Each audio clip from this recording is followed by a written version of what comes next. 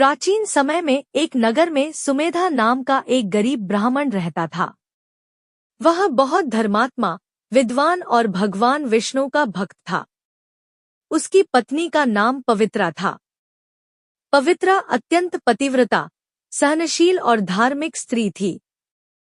पति पत्नी दोनों ईमानदारी और भक्ति से जीवन बिताते थे, लेकिन उनके पास धन संपत्ति बिल्कुल नहीं थी।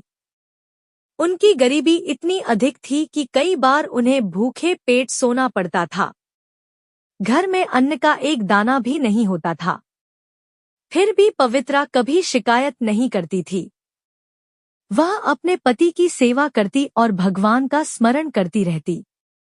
लेकिन सुमेधा अपनी पत्नी की हालत देखकर बहुत दुखी रहते थे। उन्हें लगता था कि वे अपनी पत्नी को सुख नहीं दे पा रहे हैं।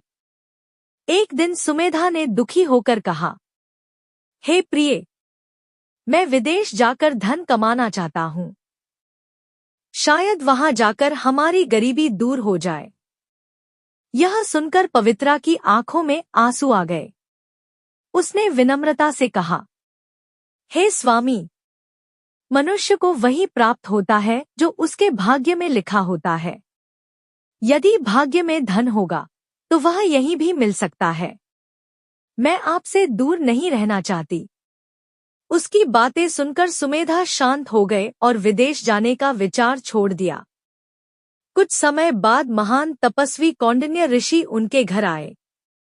गरीब होने के बावजूद सुमेधा और पवित्रा ने अत्यंत श्रद्धा से ऋषि का स्वागत किया। उन्होंने जो थोड़ा बहुत भोजन था वही प्रेमपूर्वक उन्हें अर्पित किया। उनकी सेवा और भक्ति देखकर ऋषि बहुत प्रसन्न हुए। ऋषि के भोजन के बाद पवित्रा ने विनम्रता से पूछा, हे मुनिवर, कृपया ऐसा उपाय बताइए जिससे हमारी दरिद्रता दूर हो जाए और हमारा जीवन सुखमय बन जाए। कौंडिन्य ऋषि ने कहा, अधिक मास के कृष्ण पक्ष की परमा एकादशी अत्यंत पुण्यदायी है। जो व्यक्ति इस व्रत को श्रद्धा और नियम पूर्वक करता है, उसके सभी दुख और पाप नष्ट हो जाते हैं। उन्होंने आगे कहा, इस व्रत के साथ 5 दिनों तक भगवान विष्णु की भक्ति और उपवास करने से विशेष पुण्य प्राप्त होता है। सुमेधा और पवित्रा ने पूरी श्रद्धा और विश्वास के साथ परमा एकादशी का व्रत करने का संकल्प लिया। एकादशी के दिन उन्होंने स्नान किया, भगवान विष्णु की पूजा की, मंत्र जप किया और उपवास रखा। दोनों ने पूरी भक्ति से भगवान का स्मरण किया और रात भर जागरण किया।